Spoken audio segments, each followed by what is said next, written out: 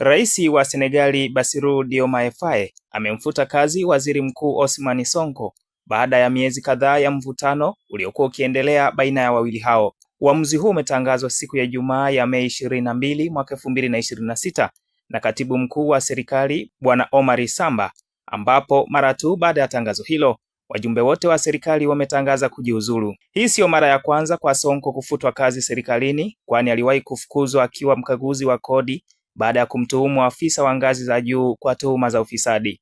Baada ya tukio hilo, alianzisha chama cha siasa cha PASTEF mwaka 2014, chama ambacho kimejijengea sifa ya msimamo mkali dhidi ya ufisadi nchini humo.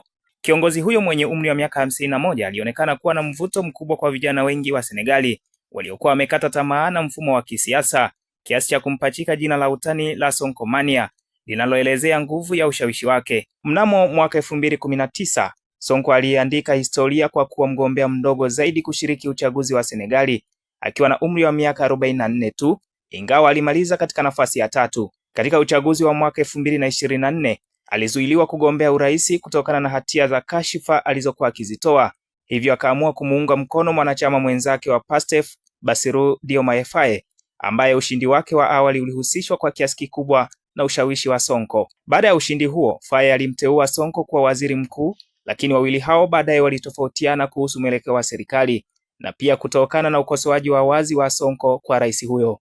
Hatua hii imezua gumzo nchini humo na hata mataifa mengine ya Afrika juu ya uamuzi wa Rais Faye kumtimua mwanzilishi na mwenyekiti wa chama chake kilichomweka madarakani.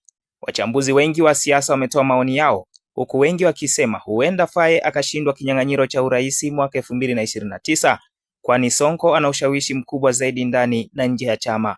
Hizi ni ripoti za kimataifa. Jina langu ni Yohana Mashauri na hii ni Open Online Media.